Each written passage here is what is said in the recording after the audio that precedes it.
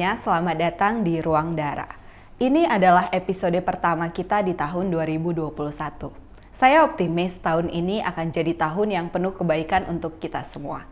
Kabar baik di awal tahun ini datang dari Pak Jokowi yang baru saja menandatangani peraturan pemerintah atau PP nomor 70 tahun 2020 yang mengatur tata cara pelaksanaan kebiri kimia untuk pelaku kekerasan seksual terhadap anak.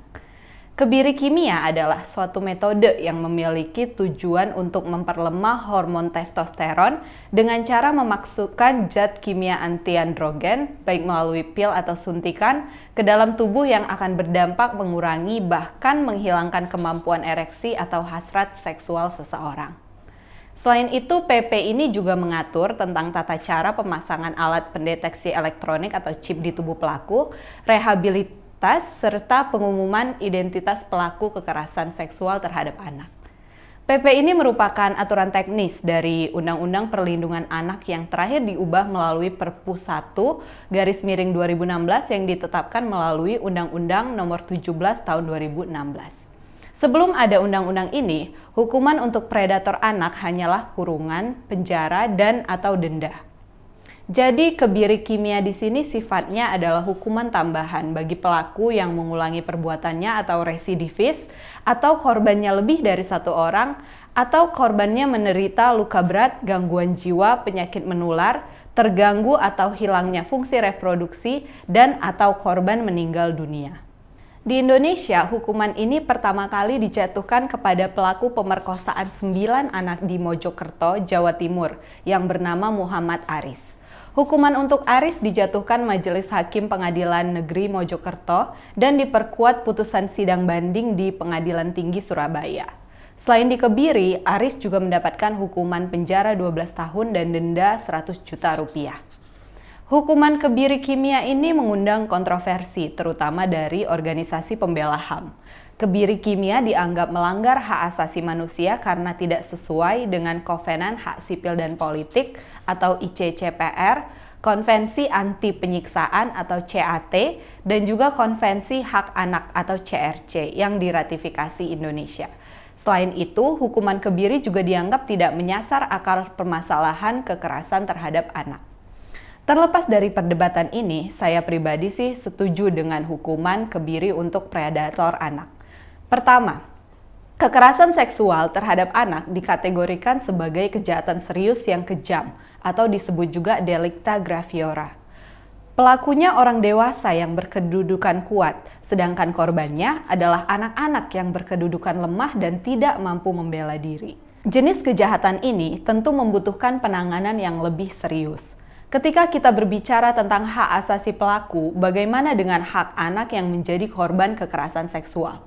Pelaku telah merampas hak anak atas masa depan yang gemilang. Korban harus menanggung penderitaan fisik dan trauma yang tidak akan selesai dalam waktu yang singkat. Perlu digarisbawahi juga bahwa kebiri adalah hukuman tambahan yang diberlakukan ketika kejahatannya berulang, korbannya lebih dari satu, atau dampaknya berat. Dan dalam hal ini, saya merasa ini hukuman yang setimpal. Kedua, kasus kekerasan seksual terhadap anak di Indonesia terus bertambah setiap tahun sehingga perlu perlindungan yang lebih serius. Lembaga Perlindungan Saksi dan Korban atau LPSK mencatat peningkatan jumlah permohonan perlindungan kekerasan seksual pada anak melebihi tindak pidana lain. Wakil Ketua LPSK Edwin Partogi Pasaribu menyatakan dari tahun 2016 hingga 2019, angka kekerasan seksual pada anak terus meningkat secara signifikan berdasarkan jumlah pemohon LPSK. Pada tahun 2016 terhitung ada sejumlah 25 kasus, tahun 2017 meningkat menjadi 81 kasus, dan tahun 2018 menjadi 206 kasus. Peningkatan juga terjadi pada permohonan perlindungan dan bantuan hukum tindak pidana kekerasan seksual pada anak. Pada tahun 2016, ada 35 korban kekerasan seksual yang mengajukan permohonan perlindungan dan bantuan hukum. Lalu pada tahun 2017 meningkat menjadi 70 korban. Dan pada tahun 2018 meningkat lagi menjadi 149 korban. Angka ini ibarat puncak gunung es karena banyak kasus yang tidak dilaporkan. Hukuman kebiri memang bukan obat mujarab untuk memberantas habis seluruh kekerasan seksual terhadap anak. Tapi keberadaan hukuman ini berguna sebagai general prevention atau pencegahan bagi calon pelaku. Para predator anak mungkin akan berpikir ulang tentang beratnya hukuman pidana ini sebelum ia memangsa korban. Saya setuju masih ada persoalan budaya patriarkis yang menjadi akar kekerasan seksual. Ini yang harus terus-terusan kita perjuangkan. Salah satunya dengan mendorong undang-undang yang lebih lengkap, yaitu RUU Penghapusan Kekerasan Seksual. Ketiga, hukuman kebiri bagi pelaku kejahatan seksual bukan hanya berlaku di Indonesia, tapi juga di banyak negara. Di Amerika, 9 negara bagiannya menerapkan hukuman kebiri. Lalu ada Australia, Polandia, Moldova, Estonia, Israel, Argentina, Korea Selatan, dan Rusia. Pihak yang nggak setuju dengan hukuman ini sering berargumen bahwa di negara-negara ini kebiri kimia pun jarang dipakai. Kekerasan seksual kan ada tingkatannya, dari yang sedang hingga berat sekali.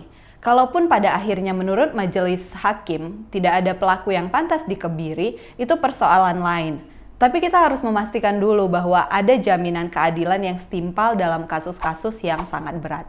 Nah, aku pengen tahu dong, teman-teman setuju nggak dengan tambahan hukuman kebiri kimia buat predator anak? Alasannya apa? Tulis di kolom komentar ya. Sampai jumpa di Ruang Darah berikutnya.